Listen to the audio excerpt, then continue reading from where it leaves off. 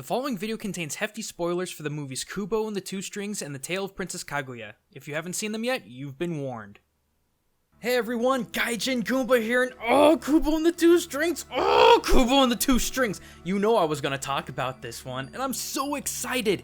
Now, I typically only talk about video games on this channel, I know that, but I had to talk about this movie, because this movie, Kubo and the Two Strings, I believe is a spiritual sequel to one of Japan's most well-known and kinda cruel folk stories that they've ever had.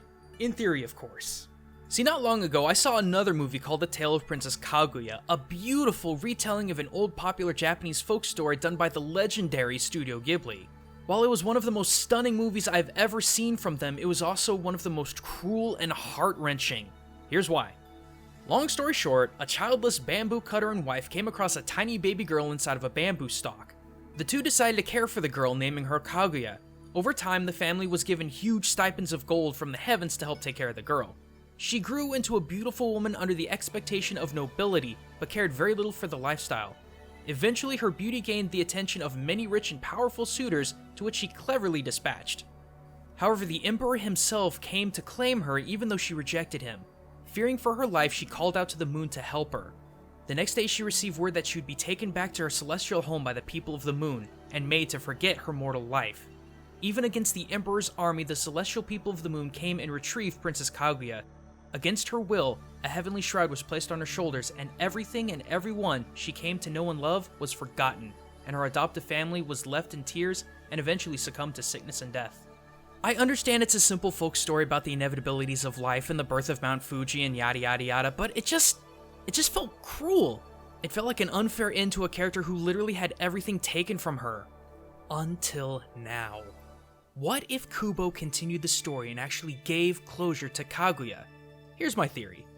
The backstory of Kubo is that his mother was one of 3 daughters to the Moon King. In an attempt to stop Hanzo from gaining too much power from the 3 relics of the story, Kubo's mother was sent to kill him, but actually ended up falling in love with him. All the while, the Moon King sends her sisters to retrieve Kubo and take his other eye, to whom Kubo's mother protected. But we find out that the Moon King wants Kubo's other eye so that he will be blind to and forget the worries of mortality and death and join his family in heaven, a cold, unfeeling eternity. Sound familiar? What if Kubo's mother was Princess Kaguya?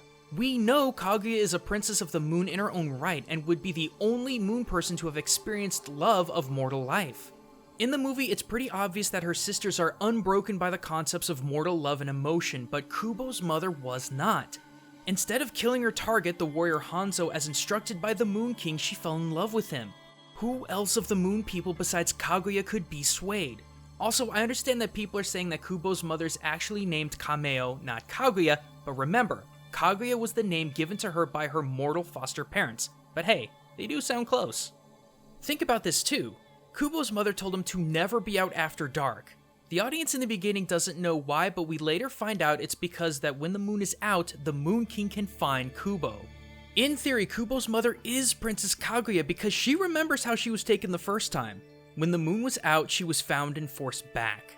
Knowing this was the way that the Moon Kingdom found her, she passed the warning to her son to make sure that the Moon King didn't find him.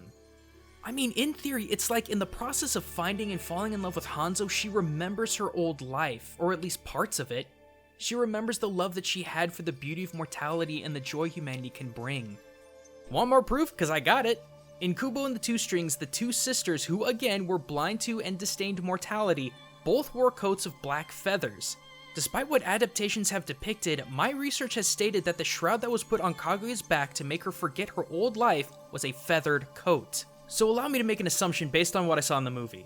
What the sisters wore was uniform, so I assume before she turned, Kubo's mother too would have worn this feathery coat that is eerily similar to the coat placed on Kaguya to make her forget her love of the mortal world.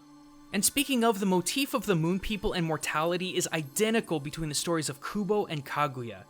Yet again, the will of the Moon Kingdom is to take their long-lost member of their royal family back to the celestial heavens, but the only way to do that is to take from them their memories and understanding of mortal life.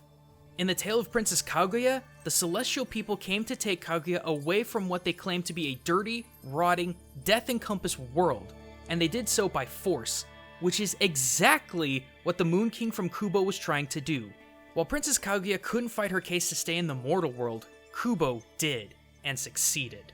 Finally, the last shred of evidence that Kubo could be a spiritual sequel to The Tale of Princess Kaguya comes from an excerpt from an interview with the movie's director Travis Knight.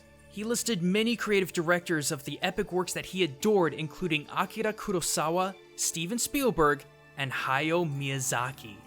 With all these motifs and references to The Tale of Princess Kaguya, and his acknowledgement in adoring the works of Miyazaki, though I can't say for certain, it sure seems like there's a possibility that Miyazaki's Princess Kaguya had some influence on Knight's vision with Kubo. And sure, this is all speculative, but with everything I saw in the movie and everything I researched, I can't help but feel that Kubo and the Two Strings really is a spiritual sequel to The Tale of Princess Kaguya. But thanks for watching, everyone.